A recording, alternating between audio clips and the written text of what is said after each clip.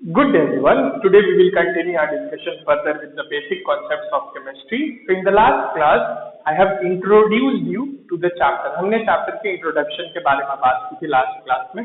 Today we will discuss very important topic that is laws of chemical combination. So आज से chapter start होगा that is laws of chemical combination के साथ.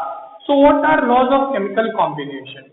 These laws are used while dealing with chemical reactions. Chemical reactions से related जब calculations हम करते हैं तो इन laws का use किया जाता है. So there will be 6 laws of chemical combination जो हम discuss करेंगे. So let us start with laws of chemical combination. So laws of chemical combination. ठीक है, तो टोटल 6 तरह के लॉज हम डिस्कस करेंगे. The first will be law of conservation of mass. Law of conservation of mass. The second will be law of constant और definite proportions.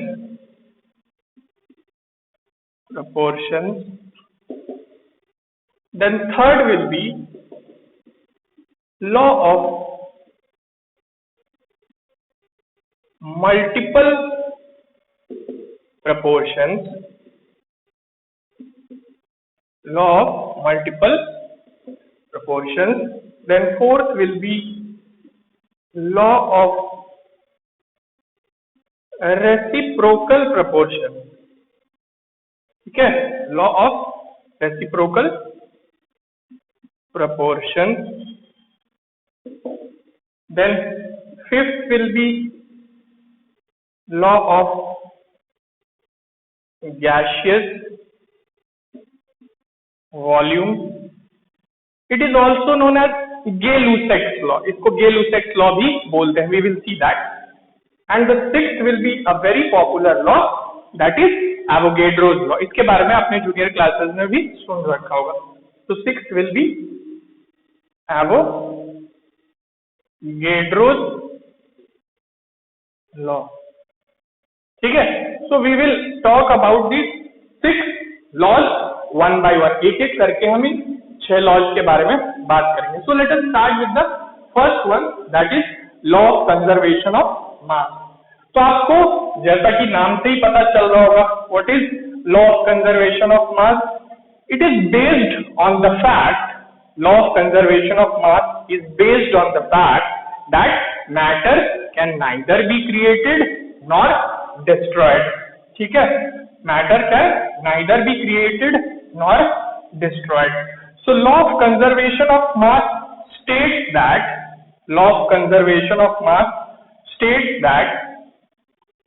a chemical reaction the mass of the system remains conserved.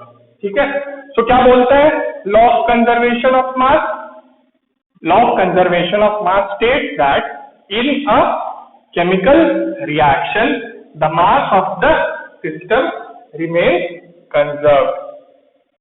Law of conservation of mass. ठीक है. Suppose there is a chemical reaction. एक chemical reaction में क्या होता है? Reactants combine करते हैं, products आपको मिलते हैं. Suppose there is a chemical reaction in which A and B, A और B reactants है and they combine to form product that is C and D. So according to law of conservation of mass, total mass of the reactant should be equal to total mass of product. ठीक है.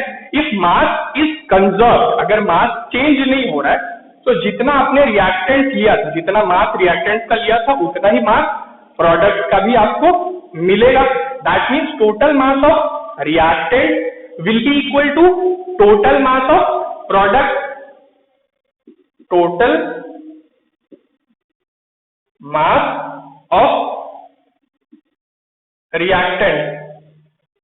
Total mass of reactant कैसे मिलेगा आपको?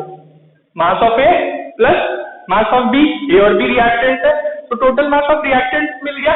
It should be equal to total mass of product. Product का mass कैसे मिलेगा? Mass of C plus mass of D, जो कि प्रोडक्ट.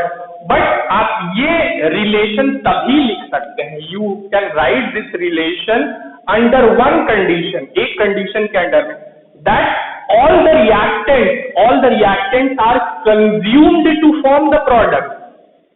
क्या बोला मैंने? All the reactants are consumed to form the product. reactants बचने नहीं चाहिए रिएक्शन में, ठीक है? सारे reactants कन्वर्ट हो जाने चाहिए प्रोडक्ट में, तभी आप ये लिख सकते हैं that total mass of reactant should be equal to total mass of product. So ये चीज ध्यान में रखिएगा जब ये रिलेशन यूज करिएगा, that all the reactant should be used up to form the product. Now अब इस चीज का यूज कैसे हम कर सकते हैं? अगर मान लीजिए यहाँ इस केमिकल रिएक्शन में there are 4 species involve, 4 species involve है.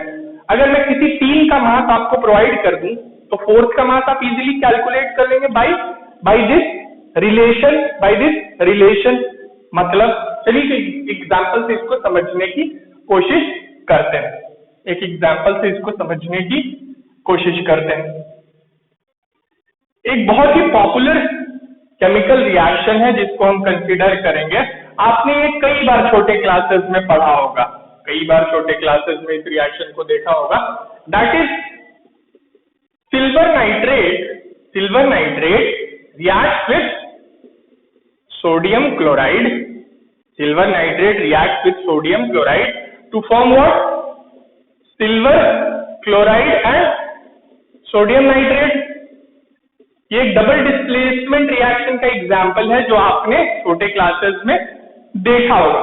सपोज करिए मैंने आपको इन कंपोनेंट के मासेस प्रोवाइड कर दिए. फॉर एग्जाम्पल मैंने बोला कि 1.70 gram of silver nitrate reacts with 0.585 gram of sodium chloride and 1.435 gram of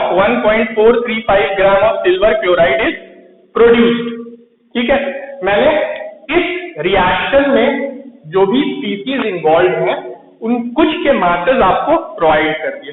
now I am asking you to find the mass of sodium nitrate which is produced in this reaction.